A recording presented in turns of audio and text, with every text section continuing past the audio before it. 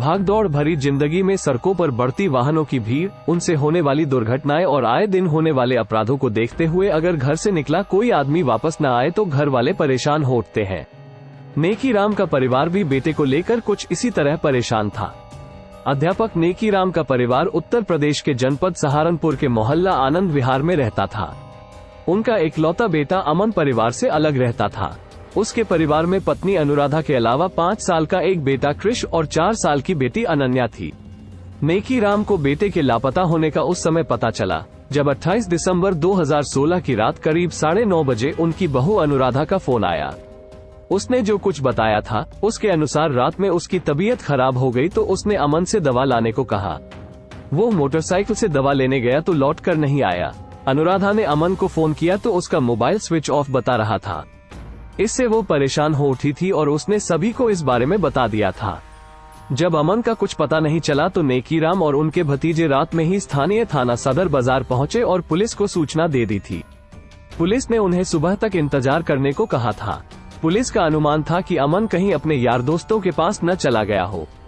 Police ने भले ही सुबह तक इंतजार करने को कहा था, लेकिन घर वाले अपने स्तर से उसकी तलाश करते रहे।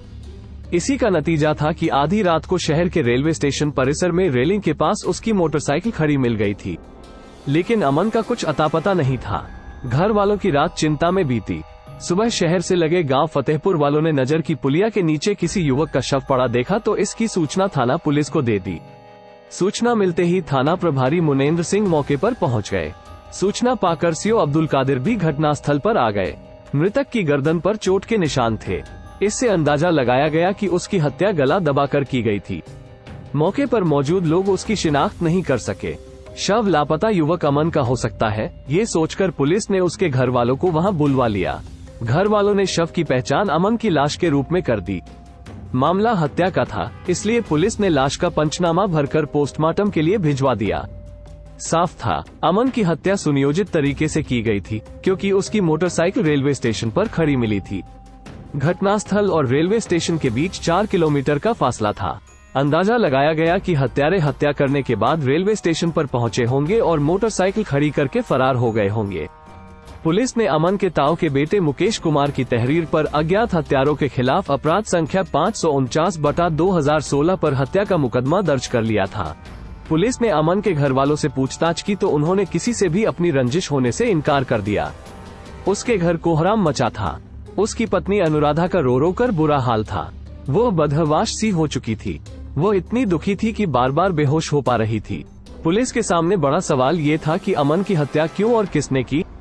इससे भी बड़ा सवाल ये था कि हत्यारों को उसके घर से निकलने की जानकारी किस तरह हुई।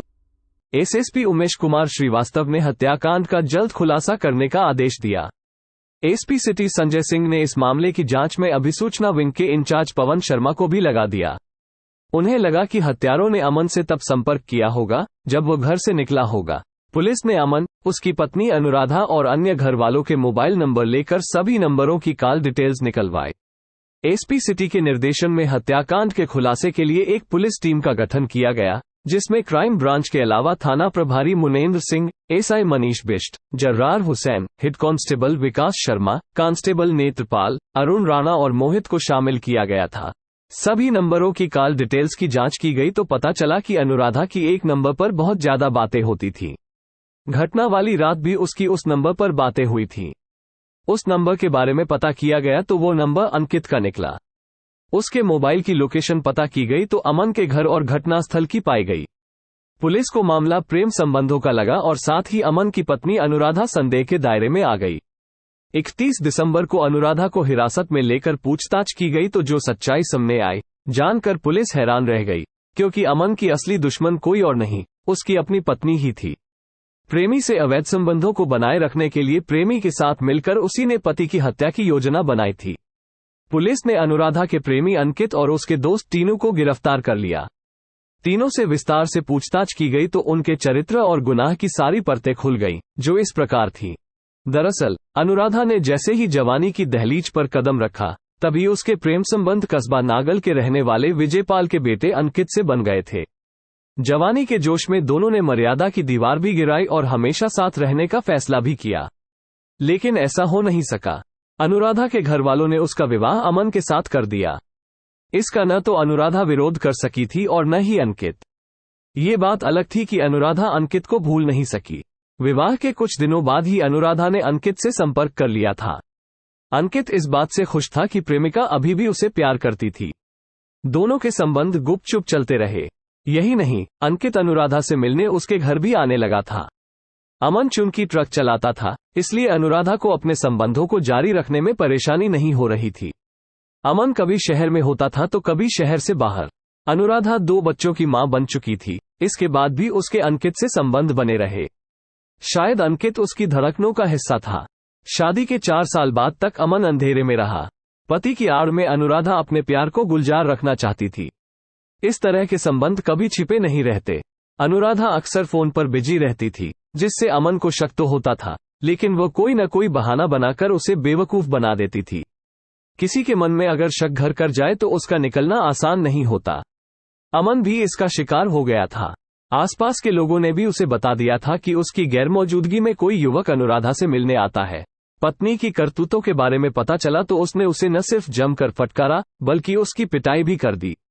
करीब 4 महीने पहले एक दिन अमन ट्रक लेकर दूर जाने की बात कहकर घर से निकला जरूर, लेकिन दोपहर में ही वापस आ गया। उस समय अनुराधा अंकित की बाहों में समाई थी। अमन को अचानक सामने पाकर दोनों के होश उड़ गए। अंकित चला गया और अनुराधा ने गलती मान ली। इसके बावजूद उसने अपनी आदतें नहीं बदली। कुछ दिनों बाद वो फिर अंकित से मिलने लगी। अमन को इसकी जानकारी हो गई। इसके बाद अंकित को लेकर घर में आए दिन विवाद होने लगा। एक दिन हद तब हो गई जब अनुराधा बगावत पर उतर आए। उसने साफ कर दिया कि वो अंकित से संबंध नहीं तोड़ सकती। पत्नी की बेहयाई से अमन गुस्से में आ गया और उसने उसकी जमकर पिटाई कर दी। अपने साथ होने वाली मारपीट से तंग अनुराधा ने प्रेमी अंकित से कहा, मैं तुम्हारे प्यार की खातिर कब तक जुल्म सहती रहूंगी। अगर तुम मेरे लिए कुछ नहीं कर सकते तो मुझे हमेशा के लिए छोड़ क्यों नहीं देते। ऐसा क्या हुआ, आज फिर उसने मेरे साथ मारपीट की। क्या मेरी किस्मत में इसी तरह पिटना ही लिखा है। तुम कुछ करो वरना मैं जान दे दूंगी।